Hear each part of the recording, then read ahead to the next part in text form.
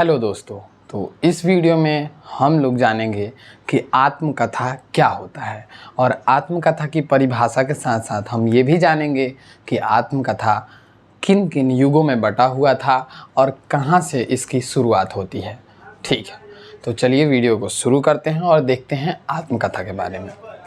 आत्मकथा जैसा कि आप बोर्ड पे देख रहे हैं, ये इनकी टॉपिक्स हैं और ये इनके विशेषताएं हैं और साथ ही साथ जो बुलेट पॉइंट्स हैं वो हैं। पहले मैं बता देता हूँ कि आत्मकथा क्या होता है। आत्मकथा हिंदी साहित्य का एक विधा है जो कि गद्य में है। ये एक गद्य विधा है और ये पहले स्वतंत्र रूप से नहीं लिखा जाता था। ये स्वतंत्र रूप से एक विधा नहीं था, लेकिन बाद में चल के ये स्वतंत्र विधा बन गया और फिर इसमें आत्मकथा लिखना शुरू किया गया। कुछ पॉइंट्स को देखेंगे तो इसमें हम यहाँ पे पॉइंट देखेंगे तो आत्मकथा को दो शब्दों में तोड़ा गया है। तो आत्मकथा, आत्म का अर्थ होता है निजी या फिर स्वयं या फिर अपना, और अपना कथा का अर्थ है कहानी। तो स्वयं की कहानी क्या कहलाती है? आत्मकथा कहलाती है। स्वयं की कहानी जब भी हम खुद से लिखेंगे और वो भी साहित्यिक माध्यम से, साहित्य के विभिन्न नियमों का पालन करते हुए हम अगर किसी कथा को लिखते हैं तो वो आत्मकथा कहलाएगी। फिर हम देखते हैं तो इसकी विशेषताएं क्या है। आत्मकथा आखिर कैसे हम जानेंगे कि आत्मकथा में क्या क्या गुण होते हैं। ठीक है, तो आत्मकथा कुछ भी चीज़ पढ़ेंगे तो हमें पता चलना चाहिए कि वो कौन सी विधा है। उसको पढ़ने मात्र से ही हमें अंदाज़ा लग जाए। सबसे पहले इसकी परिभाषा दिया है श्याम सुंदर घोष ने और डॉक्टर माजदा आसद ने। श्याम सुंदर घोष क्या कहते हैं? तो वो कहते हैं जब व्यक्ति खुद से अपनी कहानी, स्वयं की कहानी लिखता है तो वो आत्मकथा कहलाता है। आत्मकथा को डॉक्टर माजदा आसद ने व्याख्या ठीक बिल्कुल श्याम सुंदर घोष जैसा ही किया है, लेकिन उसमें कुछ पॉइंट्स जोड़ा है कि आत्मकथा व्यक्ति की स्वयं की कहानी होती है और वो कहानी कलात्मक और साहित्यिक ढंग से लिखी गई होती है। तो वो क्या कहलाएगी? आत्मकथा कहलाएगी। चलिए इसकी विशेषताएं देखते हैं। तो विशेषताओं में कुछ पॉइंट्स हैं, जैसे निष्पक्षता। निष्पक्षता जो है आत्मकथा में बहुत ज़रूरी है। निष्पक्षता के क्या अर्थ हैं? तो निष्पक्षता का अर्थ है कि अगर आप आत्मकथा लिख रहे हैं और उस काल में जो भी चीज़ें हो रही हैं उसको एकदम सही ढंग से प्रस्तुत करें।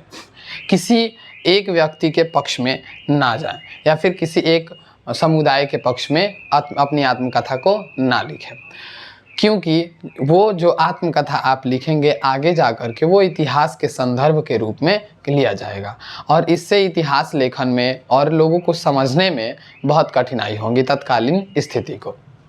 अगला है ऐतिहासिक घटनाएं। आत्मकथा में ऐतिहासिक घटनाओं का वर्णन किया जाता है, क्योंकि जब व्यक्ति आत्मकथा लिखता है तो उसके स्वयं के अनुभवों को उसमें दिखाने का मौका मिलता है और वो स्वयं का अनुभव सामाजिक परिवेश और उस घटनाओं को जो तत्कालीन स्थिति में हो रही होगी उसके आधार पर अपनी कथाओं को वर्णित करेगा। सामान्य सी बात है। फिर आगे बात करते हैं तो तत्कालीन सामाजिक स्थिति। जैसा कि मैंने अभी बताया, तत्कालीन सामाजिक स्थिति में व्यक्ति उस परिवेश को, उस समाज को दर्शाएगा। जैसे अगर हम उदाहरण के रूप में ले तो स्वतंत्रता से पूर्व जो स्थिति थी भारत की, उसमें समाज में जाति प्रथा चरम पर था, ब्रिटिश शासन वहाँ पे बहुत चरम पे था और साथ ही साथ लोग एक दूसरे से बहुत ज़्यादा सामुदायिक तौर पे नफ़रत करते थे।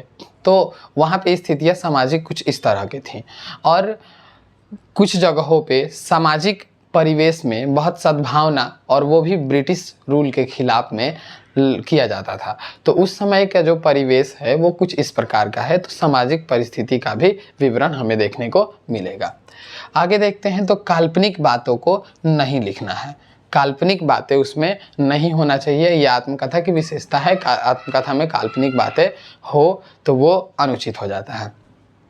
पात्र स्वयं होता है। जो आत्मकथा लिखने वाला व्यक्ति होता है वो स्वयं आत्मकथा का पात्र होता है। कुछ और पॉइंट से हम इसको अच्छे से डिस्क्राइब करेंगे। तो आत्मकथा को जब भी लिखें तो उसमें रोचकता होनी चाहिए, उसमें कुछ ऐसे पॉइंट्स होने चाहिए जो लेखक को और भी ज़्यादा रोचक बनाए और पाठक को पढ़ते वक्त उबाऊ महसूस ना हो। तो आत्मकथा में रोचकता की भी आवश्यकता होती है। आत्ममंथन और चिंतन, जब व्यक्ति अपनी आत्मकथा लिखता है तो वो स्वयं एक आत्ममंथन करने वाला व्यक्ति हो, आत्मचिंतन करने वाला व्यक्ति हो, ना कि ऐसे ही कोई आत्मकथा लिख देगा तो उसकी आत्मकथा को उस तरह की मान्यता मिल जाएगी।